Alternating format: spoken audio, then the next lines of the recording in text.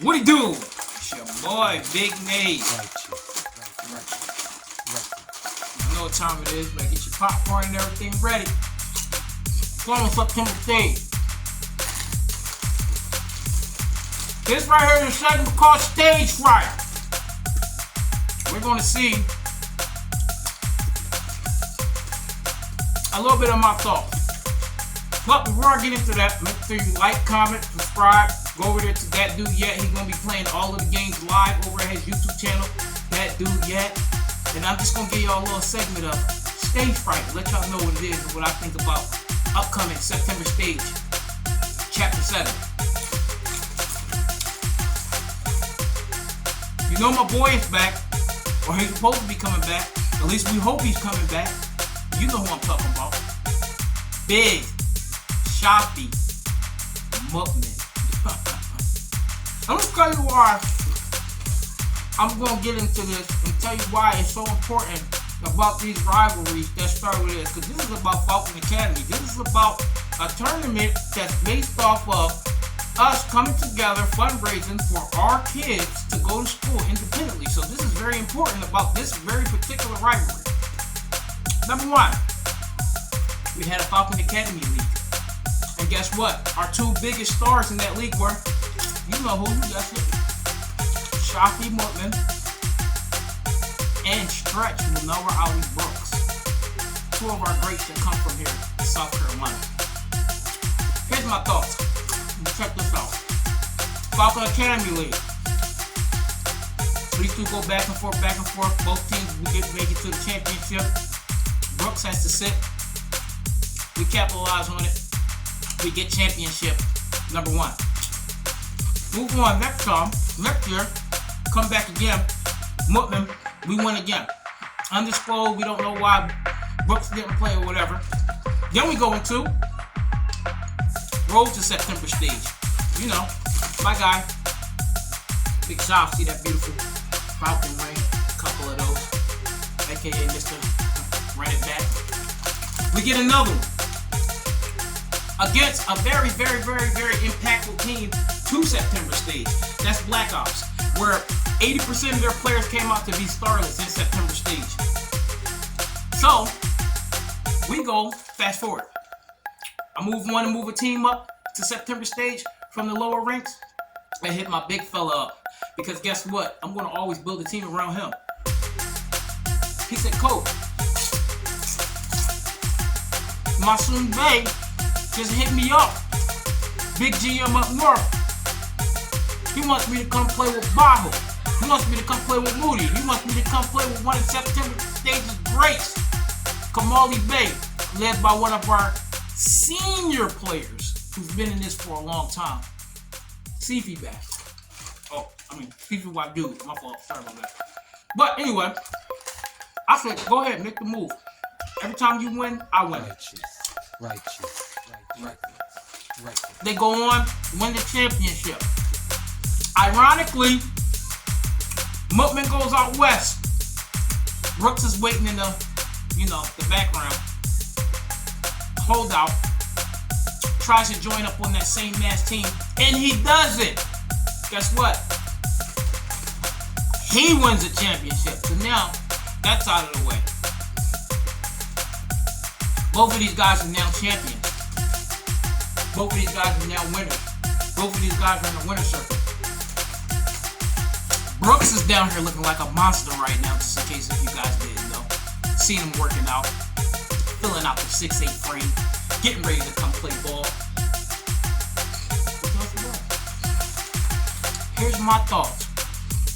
Since it's Falcon Academy, and it's about Falcon Academy, shouldn't we be building a Falcon Academy bomb squad? Of course we should. And in the middle of that, we have a player that was up and coming, who just happens to be a hybrid in between Brooks and Muckman. That's Big Musliuddin, the lefty. Out of NDT Tech. Excellent around the rim. Gives you a whole lot of boards. Gives you a whole lot of defense. Occasionally gets in foul trouble. My only problem with that. But he is the perfect complement to two players such as Brooks and Motley. And then we have more Academy All-Stars. We have, if somebody needs to go wake this kid up, Fawad Bakir, wake him up for Fajar. He can definitely run the point for this squad.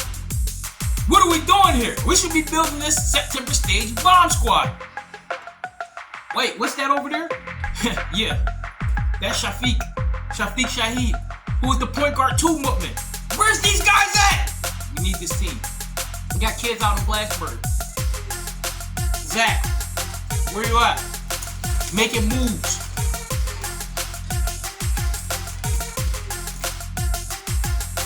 And guess what? It would be the ultimate team. I'm telling you. Because I know.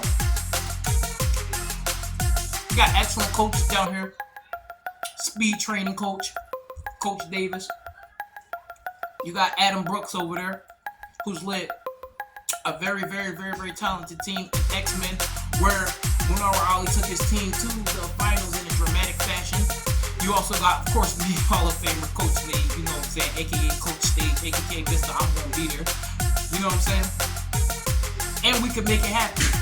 But across the league, we still have a lot of players that we need to speak about. Shouts out to those players that are going up in age, that still are making impact. One of my favorite players, Jamal Douglas. Taj Douglas up there. But I'm going to tell you something. If these Canadians come across the border and take home a championship, I'm done. Nah, I'll be back. But anyway, check it out. Still another one of my thoughts. We got a good GM up there, HQ. Azim Griffin keeps recruiting killer squads coming down here and making awesome statements in September stage. And here he has one of our top players who's been around for a long time, along like Mubarak Somerville, came on the team with his father, started off at a very young age and got on a championship team. But guess what? COVID year, played with his peers, he didn't win. So now I would like to see Zubair Griffin actually come and win and make an impact statement with a team of his peers, or not. That's just my thoughts. Then we have one of our up-and-coming superstars. I like this kid a lot. Wanted to recruit him. Wanted to bring him down to Arsenal. Wanted him to lead a squad with us. But of course, you know, it's all about let me play with my buddy. Let me get on the winning team. I got to make the impact. Nobody wants to be just the alpha dog and go ahead and take a team and go all out and just win. And that's Ejaz. You know, I really would like to see some of these players just get out there and just, you know, lead teams and do what they got to do. Another player out down there in Georgia, Zaki Mustafa, you know, injury bug is in him right now, of course. But I definitely would love to have had a kid like that on my squad to go making moves.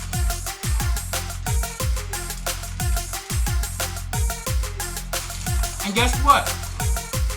It would be the ultimate team. I'm telling you. Because I know. We got excellent coaches down here. Speed training coach, Coach Davis. You got Adam Brooks over there, who's led a very, very, very, very talented team in X-Men, where Munawar Ali took his team to the finals in a dramatic fashion. You also got, of course, me, Hall of Famer Coach Nate, you know what I'm saying, aka Coach Stage, aka Vista, I'm gonna be there. You know what I'm saying? And we could make it happen. But across the league, we still have a lot of players that we need to speak about. Shouts out to those players that are going up in age, that still are making impact. One of my favorite players, Jamal Douglas. Taj Douglas up there. But I'm gonna tell you something. If these Canadians come across the border and take home a championship, I'm done. Nah, psych, I'll be back. But anyway, check it out. Still another one of my thoughts. We got a good GM up there, HQ. Azim Griffin keeps recruiting killer squads coming down here and making awesome statements in September stage. And here he has one of our top players who's been around for a long time, along like Mubarak Somerville, came on the team with his father, started off at a very young age and got on a championship team. But guess what? COVID year, played with his peers, he didn't win. So now I would like to see Zubair Griffin actually come and win and make an impact statement with a team of his peers, or not. That's just my thoughts. Then we have one of our up-and-coming superstars. I like this kid a lot. Wanted to recruit him. Wanted to bring him down to Arsenal. Wanted him to lead a squad with us. But of course, you know, it's all about let me play with my buddy. Let me get on the winning team. I got to make the impact. Nobody wants to be just the alpha dog and go ahead and take a team and go all out and just win. And that's Ijaz. You know, I really would like to see some of these players just get out there and just, you know, lead teams and do what they got to do. Another player out down there in Georgia, Zaki Mustafa, you know, injury bug is in him right now, of course. But I definitely would love to have had a kid like that on my squad to go ahead and lead my squad. And of course, you know, when you come and funnel through Arsenal, you get a chance to showcase your talent, and then everybody's going to be, you know, coming after you and wanting you to play on our team. That's my guy out there in Lake Jackson, Texas, Sultan. Oh my gosh. Sought after, came, made a heck of an appearance.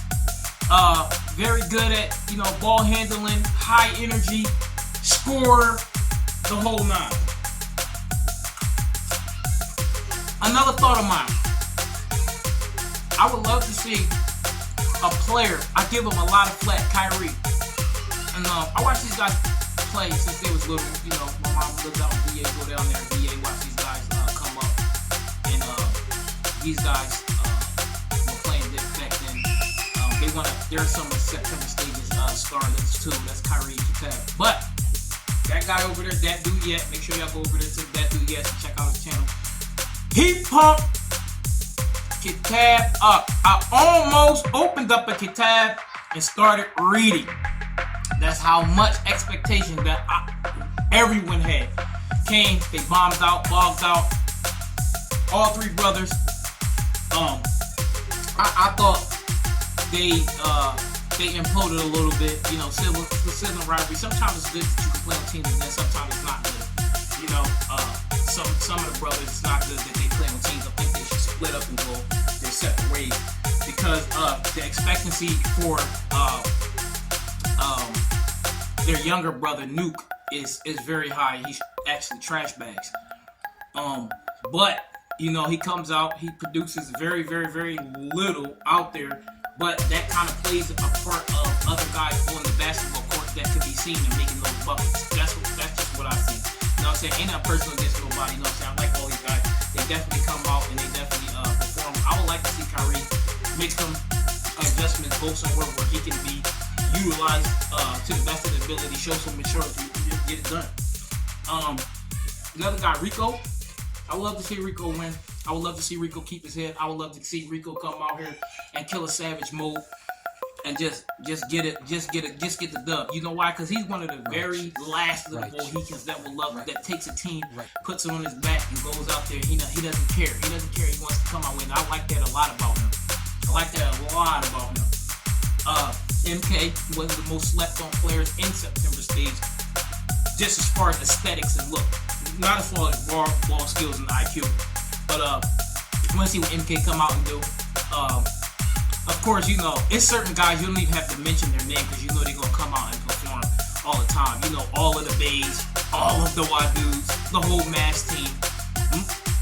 Anybody, basically, that they've been bringing for HQ have been real good.